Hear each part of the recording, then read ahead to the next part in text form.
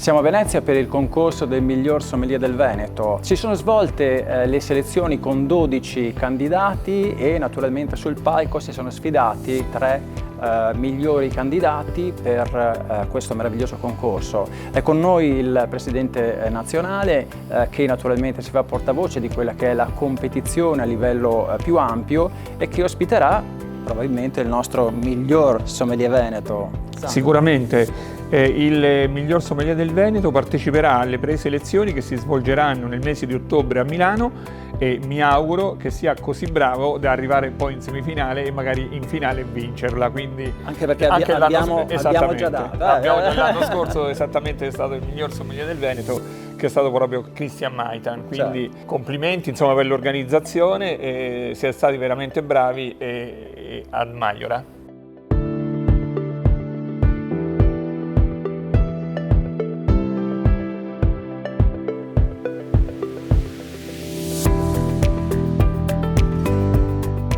Veramente inaspettato, perché per quanto ti riprepari, sacrifici, sforzi per questi contest con i colleghi, la paura di sbagliare è sempre tanta, l'emozione gioca sempre comunque un po' una parte di sabotaggio, quindi non è mai scontato il risultato nonostante quanto studi, oltre al fatto che è una materia infinita il vino e quindi comunque può sempre capitare di essere in difficoltà, ma devi saper gestire le informazioni, comunque saper fare il tuo ruolo, di saper far apprezzare quello che è la storia, la cultura, quello che ritroviamo dentro al calice qui del territorio.